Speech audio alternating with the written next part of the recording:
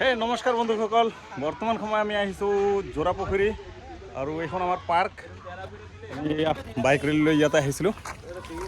পিছফালে তাৰ বংশধৰ এইটো দেখা গৈ আছে। হয় নেকি? কিন্তু মই এই পাৰ্কত আহি যি দেখিলোঁ মানে কি ক'ম আৰু আপোনাক। আমি জংঘলত গ'লে চাওঁ বাঘে মানে বাঘৰ কাৰণে আমি বহুত ভয় কৰোঁ। আৰু ইয়াতে এটা বাঘ পাই গ'ল, ইমানকেইটা মানে জানুৱাৰী এক লগত আৰু বাঘৰ অৱস্থা কেৰাচিন কৰি দিলে ইয়াতে চাই।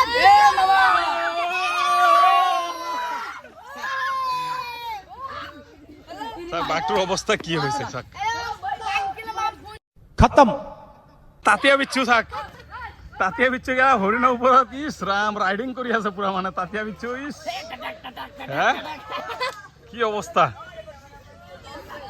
লগত আমাৰ পিন্টু। कौन है ये लोग,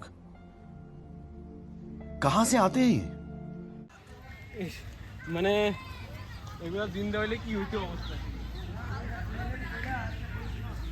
কোনে পাৰ্কটো বনাইছিলে বহুত কিবা কিবি চিন্তা কৰি বনাইছিলে, কিন্তু ইয়াত মই অহাৰ পাছত দেখোঁ কেলা IA+A, তাৰপিছত এইফালে চাক না কি B+কি L+D, এইবিলাক কি বস্তু মানে। আৰে এইটো ডাইনছৰ আছিল ভাই, তহঁতৰ কেলা প্ৰেম লীলা লগাই দিলি যে ইয়াত আহি পিনে, মানে একো গম পোৱাই নাই মানে।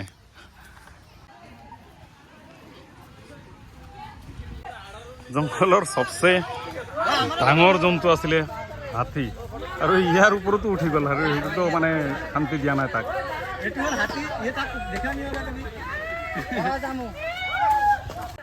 সিংহৰ ওপৰত বহি বহি মানুহে কেলা সিংহৰ বাকলি উঠাই দিছে চাক।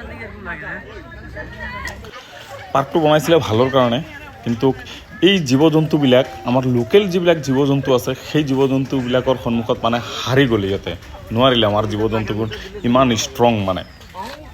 এইটো চতুৰ্মুখটো বাচি গ'ল কাৰণ বহুত ডাঙৰ, ইয়াত উঠিবলৈ কোনো চান্স পোৱা নাই, সেইকাৰণে মানে ই বাচি গ'ল।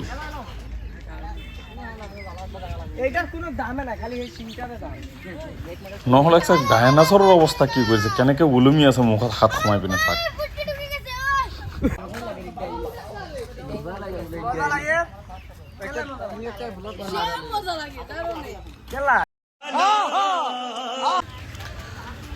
এই মানুহবোৰ ফ্ৰীত সোমাইছিলে, গতিকে এই অৱস্থা। গতিকে যোনে বনাইছিলে ভালেই বনাইছিলে, কিন্তু এই পাৰ্কৰ ৰক্ষণাবেক্ষণৰ কাৰণে কিবা এটা কৰিব লাগিব। গতিকে যোনে বনাইছে অলপ চিন্তা কৰক, কাৰণ ইমান ভাল এটা বস্তু বনাইছে, কিন্তু বস্তুটো নহ'লে নষ্ট হৈ যাব। গতিকে অলপ কিবা এটা চিন্তা কৰক আৰু ইয়াৰ ৰক্ষণাবেক্ষণৰ বাবে কিবা এটা কৰক। বহুত বহুত ধন্যবাদ, থেংক ইউ, জয় আই অসম।